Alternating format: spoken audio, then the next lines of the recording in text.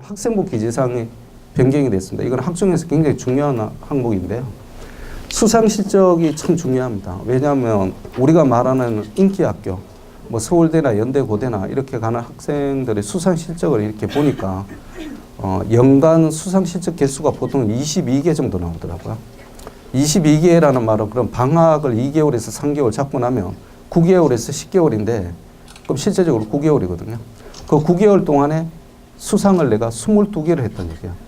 그럼 한 달 평균 몇 개를 했냐면 2에서 2.5개 정도를 한 거거든요.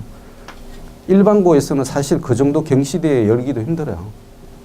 일반고에서 보통 경시대에 여는 게 1년에 통틀어 봤자 한 달에 한 번 정도 열거든요. 근데 이렇게 하는 거는 특목자사고가 한 달에 두세 번씩 이렇게 합니다. 어쨌든 간에 얘가 한 거는 뭐냐면 학교에서 하는 교내상은 지 혼자 다 타갔다는 거예요. 빠지지 않고. 그러니까 의대 간 애들이나 서울대 간 애들 이렇게 보니까 어떤 식이냐면 글짓기 대회에서 최우수상 받고 20개월 간했는데 글짓기 대회 우수상 받고 그 다음에 내가 수학과학 창립 발명대회에서 최우수상 받고 그 다음에 수학 관련 대회에서 우수상 받고 그 다음에 내가 영어 스피킹에서 또 우수상 받고 이런 식이에요. 그러니까 과목 불문하고 일반고에서 상이랑 상은 얘 혼자 다 쓸어간 거예요. 그래서 보니까 교육부에서 이건 너무 심하지 않냐. 그 다음에 이제 특목자사고에서 우리는 이 정도 상을 줄 수 있도록 바운더리를 넓혔다고 자꾸 선제를 하거든요. 그러니까 자사고에 대한 바람을 차단해야 되겠다. 어떻게? 수상 실적을 제한을 시키면 되지. 어떻게 제한을? 학기당 1개로 제한을 시킨 거예요. 그러니까 이게 상급 학교에 올릴 수 있는 리포트의 1개로 제한이 되는 겁니다. 학생부에는 다 기재가 되죠. 그런데 대학에서 올리는 건 하나만 올라가니까 그럼 문제가 뭐냐면 내가 수상을 열 몇 개씩 할 필요가 없다는 건 참 좋은데 일반고 측면에서 보면 내가 요거 학기당 하나 들어가는 걸 어떤 대회에 집중해야 될까를 생각을 해야 되는 거죠. 그 다음에 수상 실적은 20% 이내 학생들에게 수여가 되어 있습니다. 그럼 20% 언제로 가는 게 장려상이나 동상 이렇게 되는데요. 그럼 내가 동상을 받으면 될까라는 거예요.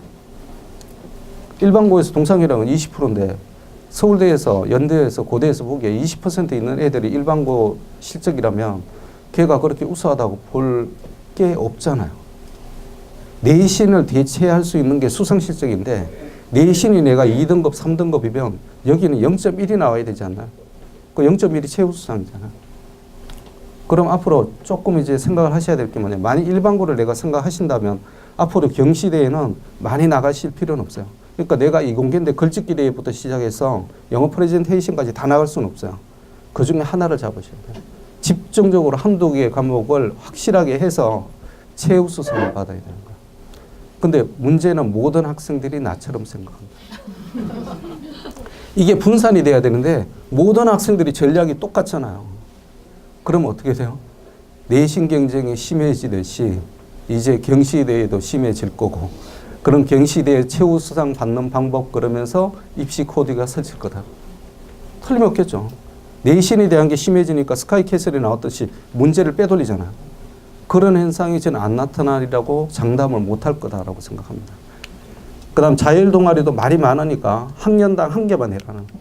그럼 지금까지는 예체능 다양하게 했는데요. 그걸 1개로 제한하다 보니까 자율동아리 같은 경우에는 진짜 학습동아리로 가는 게 정답일 수 있다. 정부에서 의도하든 의도하지 않든 간에 이제 모든 게 학구적인 면에 다 맞춰질 수밖에 없다는 거예요. 그래서 우리가 항상 다양한 경험이라고 얘기를 했는데 정부에서 내신의 경쟁에서 벗어나서 다양한 활동을 할 수 있는 걸 해주겠다고 그랬는데 이걸 그대로 적용을 하면 실질적으로 애들이 할 수 있는 게 없어져요. 겁이 나서 예체능 못하게 됩니다. 그 시간에 공부해서 최우수상 받아야 돼요. 수학경시대, 과학경시대에서. 그 다음에 소논문 활동은 모든 항목을 기재를 금지시켰는데 단 요 과목에서는 세특의 기재가 가능합니다. 어떤 거? 과제라고 붙은 거. 과제라고 붙은 거. 수학과제, 사회문제 탐구, 용어과학 탐구, 과학과제 연구, 사회과제 연구. 이런 과제라고 붙은 것은 말 그대로 과제물을 내는 거예요. 그렇기 때문에 이게 자체가 이 수업의 자체가 강의식 수업이 아니라 과제물 제출하는 거예요. 그러다 보니까 세특에 그 사항이 올라갈 수밖에 없다는 거죠. 그 다음 인적 학적사항 삭제를 시키고요. 그 다음 봉사활동 특기사항 미기재, 그 다음에 자격증은 미제공하고 뭐 이렇게 해서 창체 활동이 3,000자에서 1,700자로 줄었다는 거죠. 근데 지금 계속 얘기가 나오네. 한쪽은 수능을 올리자. 이게 우리가 학종이 너무 불공평한 거야. 정보를 많이 제공받을 수 있는 입장에서는 좋은데 이런 게 없는 학교에서는 너무 불행한 거고, 그 다음에 이게 실제적으로 소득 격차에 따라서 학종의 실적이 왔다 갔다 할 수 있다. 이런 쪽의 의견이 많이 나와요. 그래서 수능 쪽을 강화를 시켜야 된다는 의견이 많아요. 어머님 그렇게 생각하시나요? 사실은 수능에 대해서 제일 찬성하는 입장은 강남하고 목동이에요. 수능은 확실하게 투자에 비례합니다. 수능은 확실하게 학원 강사의 실력에 의존하게 돼요. 수능은 돈 있으면 성적이 나오게 돼 있습니다. IQ하고 전혀 상관이 없어요. 그런데 왜 정부에서 학종이라는 개념을 도입을 하고 그 다음에 왜 서울대에서 지역균형이라는 개념을 도입을 했냐면 그런 식으로 수능 전형 100%를 하니까 도서 지역에 있는 시골 지역에 있는 학생들이 전혀 서울대에 못 오게 되는 거예요. 그 지역균형이라는 게 뭐죠? 예를 들면 여기 있는 강서구나 희문구나 전남에 있는 해남마을 땅끝마을에 있는 고등학교나 내신을 똑같이 봐주는 거예요. 근데 하나 거는 게 뭐냐면 수능 최저학력 기준이라는 거예요. 그걸 통과해서 면접을 가는데요. 면접도 생각보다 단순합니다. 그러면 서울대 직위원회 선발 기준은 뭐냐라는 거죠. 아주 간단합니다. 내신 성적 순이거든요. 내가 땅끝마을에서 1.0을 찍는 게 제일 유리한 거예요. 여기 와서 예를 들면 양정고에서 내가 전교 1등을 했는데 강서에서 전교 1등을 했는데 1.5를 찍거든요. 보통. 1.5도 잘 찍었다고 그래요. 진짜 얘는 천재야라 그랬던 애가 1.3 정도를 찍어요. 근데 걔는 내신 그걸로 해서 들어갈 수 있는 대학이 마지막에 인제대, 의대 정도 들어가요. 전혀 거의 우리가 말하는 진짜 최상위권은 못 들어갑니다. 그 내신 등급으로는. 해남 땅끝마을한테 서울대 자리를 뺏기게 돼 있는 구조예요.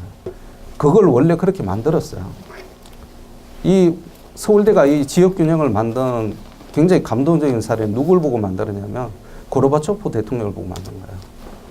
고르바초프가 소련에서 옛날에 소련이라고 그랬잖아요. 러시아에서 깡촌마을 출신이에요. 근데 얘가 어떻게 모스크바 국립대학 법학과를 들어갔냐면 당위원회 추천으로 들어간 거예요. 시험을 안 보고 당위원회 추천 케이스로 들어간 거예요. 이게 소셜리즘적인 성격입니다.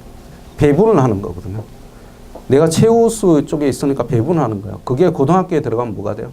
사회통합 전형입니다. 영재고는 사회통합 전형이 없어요. 민사고는 사회통합 전형을 절대 수용하지 않습니다. 그 다음에 강원도 횡성 지역에 있는 지역인재 전형 1명 쿼터줘요. 근데 지금까지 들어온 애가 1명도 없어요. 왜냐하면 선발 기준을 맞춰버리거든요. 그래서 이게 서울대 쪽에 대한 이게 파퓰리즘적인 거다라고 해서 도입을 할 때 굉장히 말이 많았습니다. 근데 지금 말이 많나요? 직윤에 대해서는 아무도 얘기를 안 해요. 그죠? 직윤에 대해서는. 근데 이걸 직윤을 100%를 만들면 어떻게 될까요? 직윤을 100% 만드는 거예요. 그래서 모든 학생들을 내신 성적 순으로 다 가는 거예요. 그럼 우리가 여기 있을 필요가 있나요? 우리 이참에 별장 하나 사자. 그냥 해남 땅끝마을로 가는 거죠. 거기서 별장 하나 사서 편안하게 이제 뷰를, 오션뷰를 즐기면서 애 공부시켜야 되는 거예요. 제가 보기에는 그것도 한번 정부에서 시도를 했었습니다. 시도를 했는데 그러다 보니까 반발이 너무 심해지는 거예요. 반발. 아주 생이별을 하게 만드는 거예요. 어머님들은 좋아하시더라고요. 생이별이 아니라 좋아하시는 것 같은데 제주학교 가는 어머님들 굉장히 좋아하시잖아요. 제주국제학교 처음에 생겼을 때 강남에서 많이 내려갔거든요. 공부 잘하는 학생이 내려간 게 아니고요. 내가 이쪽에서 보니까 고등학교 입시를 치러서 갈 생각이 없는 게 아니라 힘들 것 같은 거예요. 그 다음 입시 경쟁 자체가 너무 심하고. 근데 미국을 가자니 좀 멀잖아요. 근데 보니까 제주에 국제학교가 대안적으로 생긴 거예요. 그래서 어머님들이 같이 내려갔어요. 아빠는 여기서 돈 벌어야죠. 그냥. 못 내려가는 거죠. 내려갔더니 살 데가 없는 거예요. 왜? 애들이 기숙사를 싫어요. 기숙사는 누가 좋아해요? 공부 잘하는 애들이 좋아하거든요. 공부하기 싫어하는 애들은 놀아야 되는데 기숙사에 있으면 못 놀잖아요. 그러니까 출퇴근하는 걸 좋아해. 그럼 출퇴근하려면 어떻게 해야 돼? 국제학교 근처에 집을 사야 되는 거예요. 그래서 첫해 그 입학생 어머님들이 다 거기 아파트를 샀어요. 근데 그 국제학교가 잘 알다시피 1년에 학비가 1억 정도 들어갑니다. 기타 경비하고 주거 비용하고 다 합하면 1억 정도 들어가요. 딱 학비만 순수 학비만 4천에서 5천 정도 들거든요. 그 나머지 재반 경비를 하면 딱 1억이 들어가는데 그러면 3년을 보내면 3억이 되잖아요. 근데 1기, 2기 어머님들은 곱하기 2의 수익을 올리고 나왔어요. 아파트 값이 폭등하는 바람. 제주도 땅값 올라가는 바람. 그래서 아주 성공적인 투자 사례. 그리고 애는 공부를 다 시키고 투자 비용 다 뽑고 곱하기 2가 나온 거예요. 지금 그런 지역에 있으면 바로 가셔야 됩니다.